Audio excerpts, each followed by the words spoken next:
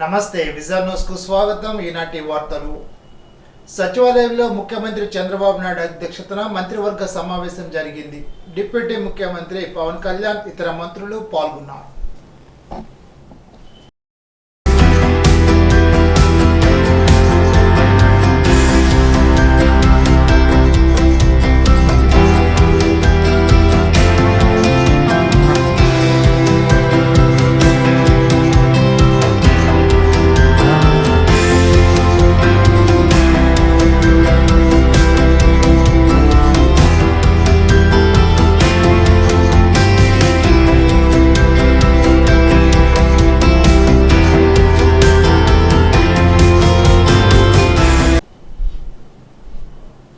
Irrigation మంత్రి నిమ్మల రామానాయుడు కేవలం పనిపైనే కాకుండా కాస్త ఆరోగ్యంపై కూడా శ్రద్ధ వహించాలని ఇరిగేషన్ మంత్రి లోకేష్ సలహా ఇచ్చారు. అసెంబ్లీ ప్రశ్నోత్తరాల సమయంలో మంత్రి నిమ్మల జ్వరంతో బాధపడుతున్న విషయాన్ని లోకేష్ ప్రస్తావిస్తూ రామానాయుడు విశ్రాంతి తీసుకునేలాగా రూలింగ్ ఇవ్వాలని డిప్యూటీ స్పీకర్ రఘురామకృష్ణంరాజును కోరడంతో శాసనసభలో నవ్వులు పువ్వులు విరిశాయి. విశ్రాంతి తీసుకుంటారా లేక సభ నుండి సస్పెండ్ చేయించమంటారంటూ లోకేష్ చమత్కరించారు. ఆ తర్వాత అసెంబ్లీ లాబీలో మంత్రి రామానాయుడు ఎదురుపడినప్పుడు ఆయన ఆరోగ్యంపై లోకేష్ వాకప్ చేస్తూ ఒక చేతికి సెలైన్ ఇంజెక్షన్ పెట్టుకొని నేడు మరో చేతిలో కాగితాలు పట్టుకొని తిరుగుతుంటే ఆరోగ్యం ఏం కావాలని ఆప్యాయంగా ప్రశ్నించారు. నిన్నటి మీద ఈరోజు ఆరోగ్యం బాగానే ఉంది, అందుకే వచ్చినన్న రామానాయుడు సమాధానం ఇచ్చారు. మాట వినకుంటే నా యాపిల్ వాచ్ని మీ చేతికి పెట్టి నిద్రను మానిటర్ చేస్తానని లోకేష్ చెప్పడంతో ఈ రోజు సభ అయ్యాక మీ మాట ప్రకారం విశ్రాంతి తీసుకుంటానని రామానాయుడు అన్నారు. క్వశ్చన్ నెంబర్ 520 నారా లోకేష్ గారు. డిప్యూటీ స్పీకర్ సార్, కొంచెం మంత్రి గారిని రెస్ట్ తీసుకోమని మీరు చెప్పాలి. అవునా? ఎందుకంటే నిన్న కూడా జ్వరంతో వచ్చారు, కౌన్సిల్ కూడా జ్వరంతో వచ్చారు. చెప్పా రెస్ట్ తీసుకోండి, 2 రోజులు కోలుకోవాలి. మీరు సరి పడుకోవట్లేదు అని చెప్తాను, వినట్లేదు. మీరన్నా చెప్తే వింటారు. మీరైనా రూలింగ్ ఇస్తే కానీ వింటారు అధ్యక్ష. ఎందుకంటే పాప చాలా ఇబ్బంది పడుతున్నారు. అది very serious subject. Is not keeping well. అయినా కూడా ప్రశ్న సమాధానం చెప్పడానికి వచ్చారు. అన్నా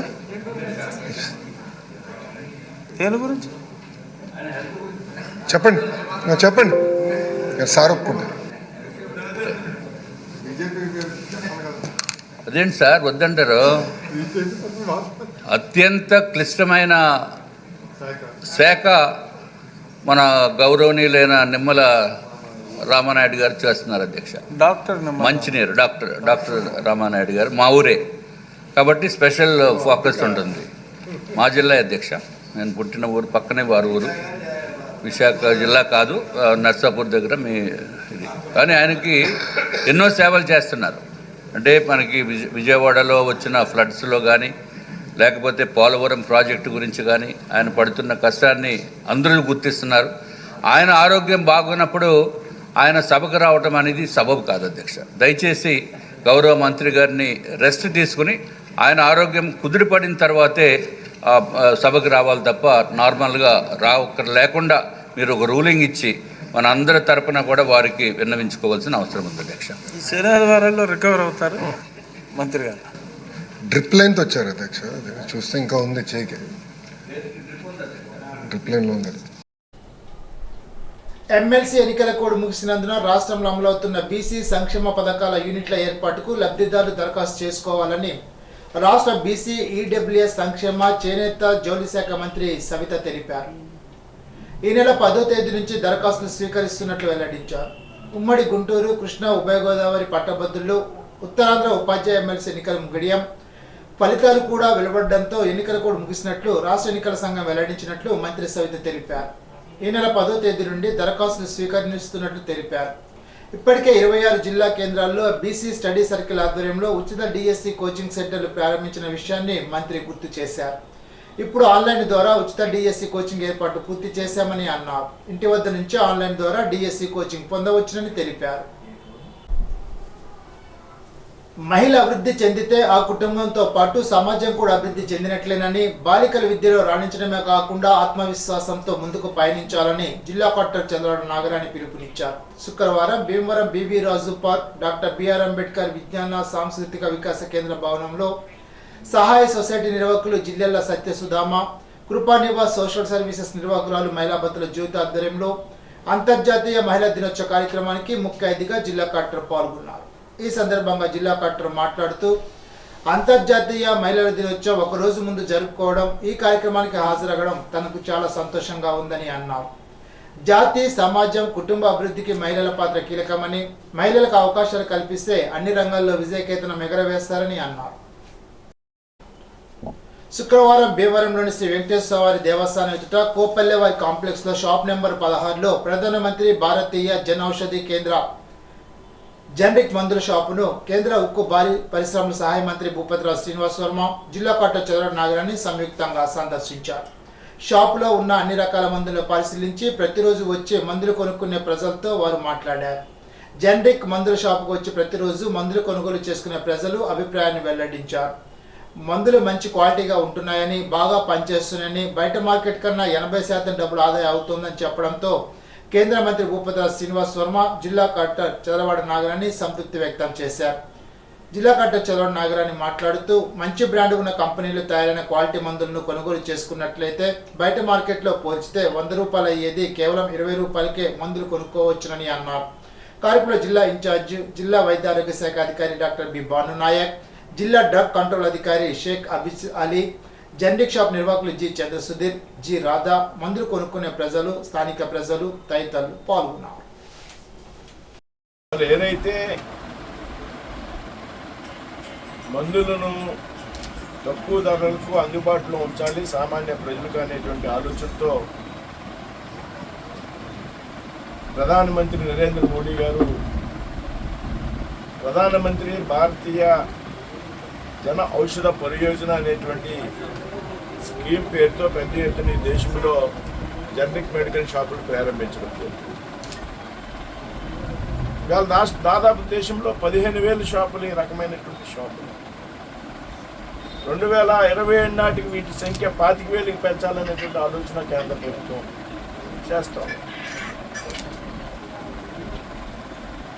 ఏదైతే వేళ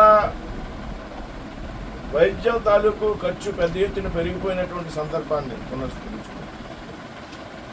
సామాన్యుడికి అందుబాటులో ఉండాలని దాదాపు 2,050 వివిధ రకాల మందుల్ని జనరిక్ షాపుల్లో అవైలబిలిటీ ఉంచాలనేటువంటి ఆలోచన కేంద్ర ప్రభుత్వం. ఆకివీడు దిగమర్రు జాతి రహదారి నిర్మాణానికి భూసేకరణ పనులు వేగవంతం చేయాలని జిల్లా joint collector T Rahul Kumar Reddy తెలిపారు. శుక్రవారం జిల్లా కలెక్టరేట్ వశిష్ఠ కాన్ఫరెన్స్ హాల్లో జిల్లా joint collector T Rahul Kumar Reddy Akividu Digamarru national highway 165కు భూసేకరణ సంబంధించి సంబంధిత అధికారులతో అవగాహన సదస్సు నిర్వహించారు. ఈ సందర్భంగా జిల్లా joint collector T Rahul Kumar Reddy మాట్లాడుతూ ఆకివీడు దిగమర్రు నేషనల్ హైవే 165 భూసేకరణకు సంబంధించిన వర్గీకరణ విషయంలో NH 165 అలైన్మెంట్కి ఇవ్వవలసిన 3A భాగంగా భూమి వర్గీకరణ విషయంలో రెవెన్యూ రికార్డును అధికారీకరించి సంబంధిత నోటిఫికేషన్ దరిమేలా భూమిని పరిశీలించాలని అన్నారు.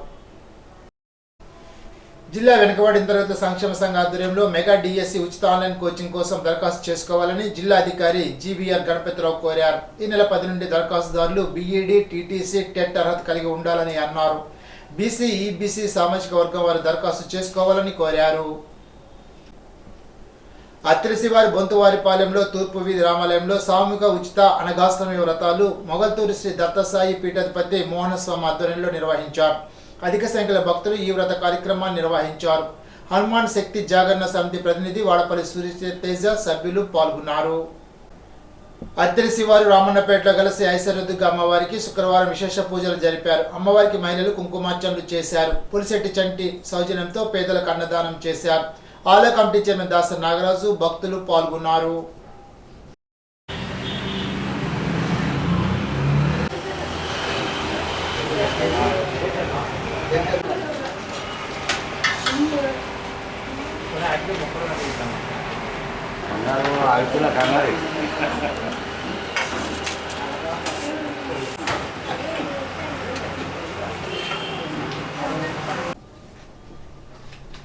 జిల్లాలో వైష్ణవ క్షేత్రాల్లో ప్రసిద్ధిగాంచిన బల్లిపాడులోని వేంచేసి ఉన్న శ్రీ రుక్మిణి సత్యభామ సమేత శ్రీ మదనగోపాల స్వామివారి కళ్యాణ మహోత్సవాలు శుక్రవారం నుండి ఘనంగా ప్రారంభమయ్యాయి. ఉదయం శ్రీ స్వామి అమ్మవార్లకు నిత్యార్చనలు, అమ్మవార్లకు కుంకుమ పూజలు జరిపారు. అనంతరం శ్రీ స్వామివారికి లక్ష తులసి పూజలు నిర్వహించారు. ఆలోచకులు పెద్దింటి సత్యనారాయణాచార్యులు, పెద్దింటి పురుషోత్తమాచార్యుల ఆధ్వర్యంలో పలువురు వేద పండితుల మంత్రోచ్చారణ నడుమ లక్ష తులసి పూజ జరిపారు. అధిక సంఖ్యలో భక్తులు హాజరై స్వామివారిని దర్శించుకున్నారు. ఈ సందర్భంగా ఆలయ అర్చకులు పెద్దింటి సత్యనారాయణాచార్యులు మాట్లాడుతూ శ్రీ మదన గోపాల స్వామివారి కళ్యాణోత్సవాలు ప్రతి ఏటా ఘనంగా జరుగుతాయని అన్నారు. భక్తులు కోరిన కోరికలు తీర్చే కల్పతరువుగా పేరుగాంచిన శ్రీ మదన గోపాల స్వామివారిని భక్తితో సేవిస్తే వివాహం కాని వారికి వివాహం, సంతానం లేని వారికి సంతానం కలుగుతుందని అన్నారు. కార్యక్రమంలో ఆలయ ఈవో ఎల్ఎన్ శ్రీనివాస్, గారపాటి ధర్మయ్య, ఉత్సవ కమిటీ సభ్యులు గారపాటి వెంకట సుబ్బారావు, గారపాటి శివకృష్ణ, అశోక్, బుద్దాల భాస్కర్రావు, ఆకుల వెంకటేశ్వరరావు, తోట నాగ వెంకట శివ గణేష్, ప్రకట నాగ వెంకట మణికంఠ గోపాలకృష్ణ, గునుపూడి నరేష్, పెచ్చెట్టి సత్యనారాయణ, కొల్లి సంతోషం, కోటి చుక్కల పోతురాజు పాల్గొన్నారు.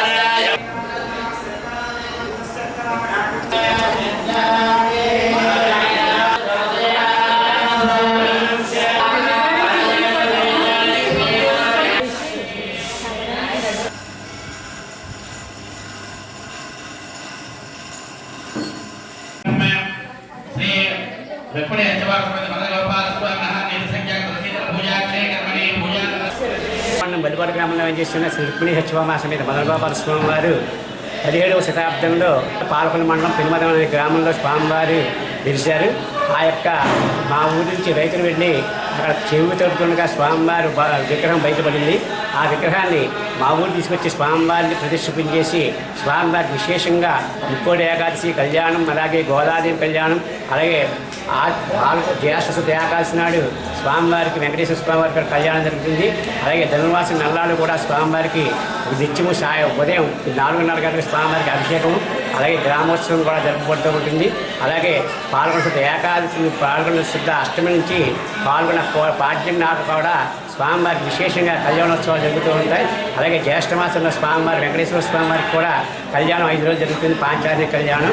కనుక విశేషమైనది ఏంటంటే ఇక్కడ స్వామివారికి మనస్ఫూర్తిగా దర్చుకుని 108 ప్రదక్షిణాలు చేసి స్వామివారికి బెల్లపూస కానీ లేకపోతే అటుకులు బెల్లం కానీ స్వామివారికి సమర్పిస్తే కనుక వివాహం జరగని వాళ్ళకి వివాహము, సంతానం లేని వారికి సంతానం కలిగి ఎవరైనా సరే ఏమైనా కష్టాలతో ఉంటే కనుక స్వామివారికి 108 ప్రదక్షిణాలు చేసి స్వామివారికి అటుకులు బెల్లం సమర్పిస్తే కనుక వారి యొక్క మనోరథం అనే మనస్సంకల్పం ఏదైతే ఉందో అది నెరవేరుతుందని చెప్పేసి భక్తుల యొక్క ప్రగాఢమైన విశ్వాసము.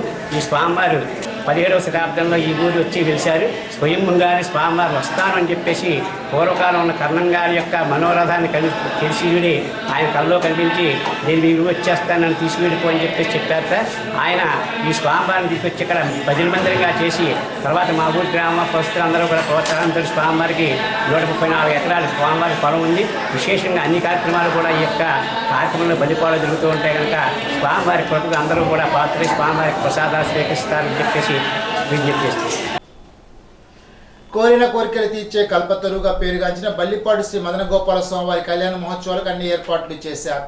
కళ్యాణోత్సవాల సందర్భంగా ఆలయ ప్రాంగణంలో భారీ ఎత్తున చొలపంతి నిర్మించి విద్యుత్ దీపాలతో ఏర్పాటు చేసిన దేవతామూర్తుల సెట్టింగ్లు శోభాయమానంగా వెలుగొందుతున్నాయి. శనివారం ఉదయం శ్రీ స్వామి అమ్మవారికి విశేష పూజలు, సాయంత్రం ఎర్రంశెట్టి ఉమామహేశ్వరరావు వచ్చే అష్టావధానం, రాత్రి అంకురార్పణ, ధ్వజారోహణ, రాత్రి గౌతమి స్కూల్ విద్యార్థులచే సాంస్కృతిక కార్యక్రమాలు జరుగుతుందని ఆలయ ఈవో ఎల్ఎన్ శ్రీనివాస్ చెప్పారు. 9వ తేదీ సాయంత్రం సంగీత కచేరీ, రాత్రి శ్రీ స్వామివారికి గరుడ వాహనంపై, అమ్మవారిని గజవాహనంపై ఉంచి ఎద్దురు సన్నాహ గ్రామోత్సవం, రాత్రి తణుకు ఎమ్మెల్యే ఆర్మీ రాధాకృష్ణ, కృష్ణ తులసి దంపతులచే శ్రీ స్వామివారి కళ్యాణం జరుగుతుందని తెలిపారు. 10వ తేదీన తీర్థ మహోత్సవం, కోలాట భజనలు, అన్న సమారాధన, మధ్యాహ్నం శ్రీ స్వామివారి రథోత్సవం, రాత్రి సత్యహరిశ్చంద్ర పౌరాణిక నాటకం, 11న రాత్రి పొన్నవాహన గ్రామోత్సవం, బాణసంచ కాల్పులు, 12న రాత్రి అద్దల వాహనంపై గ్రామోత్సవం, రాజమండ్రి వారిచే శ్రీనివాస ఆర్కెస్ట్రా, 13 రాత్రి గౌరీ శంకర నాట్య మండలి వారిచే దేవనర్తికి హాస్య నాటకం, 14న ఉదయం చక్ర స్నానం, రాత్రి భీమవరం వారిచే సినీ సంగీత విభావరి, 15న శ్రీ పుష్పోత్సవం, 12 రకాల ప్రసాదాల వినియోగం, 16న చర్మచిత్రకళ ప్రదర్శనతో కార్యక్రమాలు జరుగుతాయని ఈవో ఎల్ఎన్ శ్రీనివాస్ చెప్పారు. ఉత్సవాల్లో ఎటువంటి అవాంఛనీయ సంఘటనలు చోటు చేసుకోకుండా పటిష్టమైన పోలీస్ బందోబస్తు ఏర్పాటు చేశామని తెలిపారు. టెక్నాలజీని అందరికంటే ముందుగా ప్రజలకు రైతులకు చేరవేసే దానిలో మొట్టమొదటిగా ఉండేది ముఖ్యమంత్రి నారా చంద్రబాబు నాయుడు కూటమి ప్రభుత్వమని, పశుసంవర్ధక శాఖ ద్వారా సెక్స్ స్టార్టెడ్ వీర్యాన్ని రైతుల గేదెలు ఆవులకు అందిస్తుందని పశుసంవర్ధక శాఖ ప్రాంతీయ పశు వైద్యశాల సహాయ సంచాలకుడు డాక్టర్ కె నరసింహారావు తెలిపారు.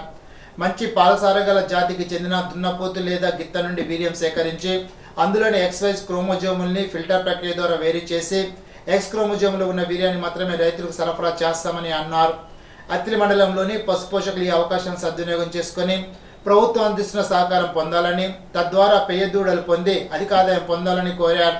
అత్తిలి మండలం కొమ్మరలోని సత్య గంగిరెడ్డి దేశవాళీ ఆవుకు గిర్ దేశవాళీ SS సెమెన్ ద్వారా పెయ్య దూడ పుట్టిందని డాక్టర్ కె నరసింహారావు వివరించారు. అత్తిలి మండలం గుమ్మంపాడులోని శ్రీహరి ప్రహ్లాదపురంలో గల సుబ్రహ్మణ్యేశ్వర గోమహాలక్ష్మి సమేత నారికేల వరాహలక్ష్మి నరసింహస్వామి వారి కళ్యాణం ఈ నెల 10వ తారీఖున నిర్వహిస్తారు. ఈ సందర్భంగా ఆలయాన్ని రంగులు, విద్యుత్ దీపాలతో ముస్తాబు చేస్తున్నారు. చలువు పందిళ్లు నిర్మిస్తున్నారు. 10వ తేదీ రాత్రి స్వామివారి కళ్యాణం పీసపాటి వెంకటరామ సుబ్రహ్మణ్యం పూర్ణిమ దంపతులు నిర్వహిస్తారు. ముఖ్య అతిథిగా తణుకు శాసనసభ్యులు ఆర్మి రాధాకృష్ణ పాల్గొంటారు. 11న భజన కార్యక్రమం, 12న శ్రీచక్ర స్నానం, ప్రహరీ సేవ, మేళతాళాలు, ప్రత్యేక ప్రదర్శనలు నిర్వహిస్తారు.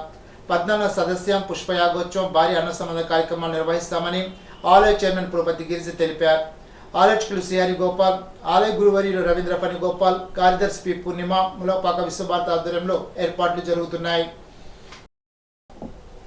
గత వైసీపీ ప్రభుత్వ హయాంలో తణుకు మున్సిపాలిటీ పరిధిలో జరిగిన TDR కుంభకోణం వ్యవహారంపై జరుగుతున్న విచారణ ఎంతవరకు వచ్చిందని తణుకు ఎమ్మెల్యే ఆర్మి రాధాకృష్ణ ప్రశ్నించారు.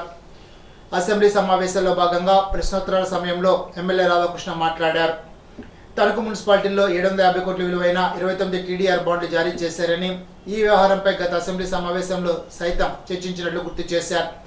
అయితే TDR బాండ్లు సీజ్ చేసి వారి చలమని నిలిపివేసినప్పటికీ తాజాగా వాటిని అమల్లోకి తీసుకొచ్చినట్టు తెలిసిందని అన్నారు. తణుకులో డంపింగ్ యార్డ్ పేరుతో సేకరించిన భూములకు సంబంధించిన సబ్ రిజిస్ట్రార్ నుంచి వాల్యూ సర్టిఫికేట్ తీసుకోవాలని టౌన్ ప్లానింగ్ అధికారులు కోరారని చెప్పారు. ఈ విలువ ఆధారంగా చదరపు గజానికి దాదాపు 33,000 చూపించడం జరిగిందని అన్నారు. గతంలో అవకతవకలు పాల్పడిన వ్యక్తులకు మేలు జరిగేలా ఉందని చెప్పారు. ఈ వ్యవహారంపై మున్సిపల్ మంత్రి దృష్టి సారించాలని సూచించారు. గత ప్రభుత్వ హయాంలోనే ACB విచారణ చేశామని, అప్పట్లో మంత్రి ప్రకటించారని, ప్రస్తుతం విచారణ ఏ దశలో ఉందో తెలియచేయాలని కోరారు. ఈ వ్యవహారంపై రాష్ట్ర పురపాలక శాఖ మంత్రి నారాయణ మాట్లాడుతూ గత ప్రభుత్వ హయాంలో TDR బాండ్ల వ్యవహారంలో అవకతవకలు జరిగాయని అన్నారు. తణుకు పురపాలక సంఘంలోనే 63.24 కోట్ల విలువైన TDR బాండ్లు 754.67 కోట్ల విలువకు మంజూరు చేశారని చెప్పారు. నా చిన్న సబ్మిషన్ సార్, ఏమి లేదు సార్. ఇది గత అసెంబ్లీ సమావేశాలప్పుడు కూడా చర్చించాం అధ్యక్ష. దీని మీద తణుకులోకి సంబంధించి 29 బాండ్లు దాదాపు 750 కోట్ల రూపాయలు TDR బాండ్లు ఇష్యూ చేశారు అధ్యక్ష. అవన్నీ కూడా సీజ్ చేశారు, ఆపారు. అవన్నీ కూడా బాగానే ఉన్నాయి సార్ అధ్యక్ష. మరలా అవి రీఇన్స్టేట్ చేశారు. ఇప్పుడు ఒకటి వచ్చి డంపింగ్ యార్డ్ పేరుతో ఎక్వైర్ చేసినటువంటి ల్యాండ్స్ ఏదైతే ఉన్నాయో దానికి సంబంధించి నిన్న కొత్తగా తెలిసిన విషయం ఏంటంటే అధ్యక్ష, ఇప్పుడు టౌన్ ప్లానింగ్ వాళ్ళు దాన్ని రివైజ్ చేసే విధంగా అగ్రికల్చర్ ల్యాండ్గా కానీ స్క్వేర్ యార్డ్గా కానీ సబ్ రిజిస్ట్రార్ నుంచి సర్టిఫికేట్ తీసుకోమని చెప్పారండి అధ్యక్ష. దాని మీద నిన్న వాళ్ళు వాల్యూ తీసుకుంటే దాదాపు 33,000 రూపాయలు మళ్ళీ స్క్వేర్ యార్డ్కి వేశారు అధ్యక్ష. అంటే దాన్ని కంట్రోల్ చేయాల్సింది పోయి ఇంకా మరలా ఫర్దర్గా ఏదైతే అప్పుడు మిస్అప్రాప్రియేషన్ జరిగిందో వాళ్ళకి మళ్ళా ఉపయోగపడే విధంగా ఇది ఉందో అధ్యక్ష. దీని మీద ఒకసారి మంత్రి గారు దృష్టి పెట్టాలని కోరుకుంటున్నాను అధ్యక్ష. రెండోది అధ్యక్ష, గత అసెంబ్లీ సమావేశాలప్పుడు మంత్రి గారు ACBకి ఇచ్చామని చెప్పారు అధ్యక్ష. దాని మీద ఇప్పటి వరకు ఏదైనా ACB నుంచి మనకి రిపోర్ట్ వచ్చిందా ప్రభుత్వానికి? ఇంకా దాని మీద ఏ విధంగా దాని మీద ఇన్వెస్టిగేషన్ జరుగుతుందనే దాని మీద మంత్రి గారు ఈరోజు సభకి తెలియజేయాలని మీ ద్వారా కోరుకుంటున్నాను అధ్యక్ష. అధ్యక్ష, ఈ TDR బాండ్స్ విషయం గత ప్రభుత్వంలో కంప్లీట్గా టోటల్ అవతకలు చేసింది అధ్యక్ష. ఒక మున్సిపాలిటీలోనే కాదు, ఈరోజు తణుకు తీసుకుంటే 63.24 కోట్ల వాల్యూ ఉండేది 754.67 కోట్లకి ఇచ్చారు అధ్యక్ష. దాని వాల్యూ 63 కోట్లు, కానీ వాళ్ళు ఇచ్చిన వాల్యూ 754. అంటే ఎక్కడో, అంటే రూరల్లోనూ ఎక్కడో ఒక ల్యాండ్ ఇస్తూ ఉంటే వాళ్ళు అడ్రస్ టౌన్లో ఎక్కడో టౌన్ సెంటర్లో అడ్రస్ ఇస్తే దాని వాల్యూ వేసేసారు. ఇక్కడ జరిగిందంటే వెరీ సింపుల్, ల్యాండ్ ఇచ్చింది ఒక దగ్గర, కానీ హౌస్ అడ్రస్ చూపించింది ఎక్కడంటే సిటీ సెంటర్లో ఒక ఇల్లు చూపించారు. రిజిస్ట్రేషన్ వాల్యూ ప్రకారం అది వచ్చింది. ఆ విధంగా 63 కోట్లు 754 కోట్లు. అదేవిధంగా తిరుపతిలో కూడా ఒక 170.99 కోట్లకి యాక్చువల్గా 29 బాండ్స్ స్కామ్ వచ్చింది అధ్యక్ష. అదే కాదు, విశాఖపట్నం కానీ చాలా మున్సిపాలిటీలు ఇచ్చారు. దీని మీద యాక్చువల్గా vigilance enforcement enquiry, CID enquiry వేస్తుంది. దానికి డీటెయిల్స్ వస్తాయి అధ్యక్ష. రాగానే దాని మీద ఖచ్చితంగా యాక్షన్ తీసుకుంటాం. అంతర్జాతీయ మహిళా దినోత్సవం సందర్భంగా తణుకు రోటరీ క్లబ్లో తణుకు మానవతా అధ్యక్షులు కటారి శారదాదేవి అధ్యక్షతన జరిగిన సమావేశంలో వివిధ రంగాల్లో విశిష్ట ప్రతిభ కలిగిన 6 మహిళలు doctor K Ramalakshmi, V Lavanya, Pampana Divyasri, Adusumalli Srilatha, K Ganga Bhavani, కొత్త సుభాషిణులను సన్మానించారు.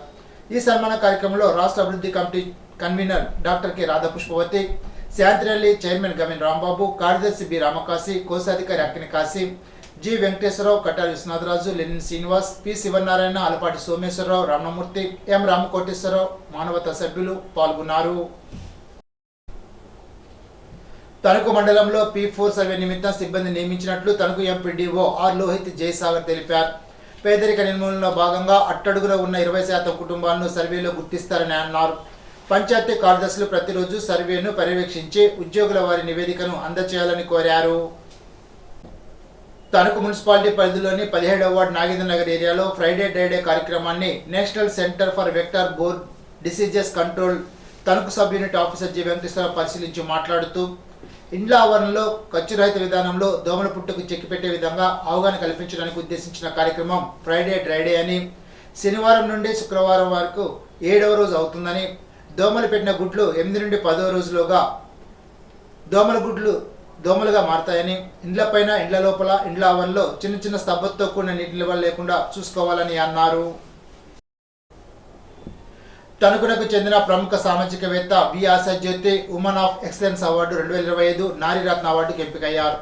నిరంతరాయంగా సాహిత్య, సాంస్కృతిక, సామాజిక సేవా కార్యక్రమం ప్రపంచం సృష్టిస్తున్న Srisri Kalavedika, Telugu association of national academy book of records సంయుక్త ఆధ్వర్యంలో మార్చి 9న విజయవాడలో నిర్వహించిన అంతర్జాతీయ దినోత్సవంలో ఈ పురస్కారం అందుకోనున్నారు. ఈ సందర్భంగా ఆశాజ్యోతిని పలువురు అభినందించారు.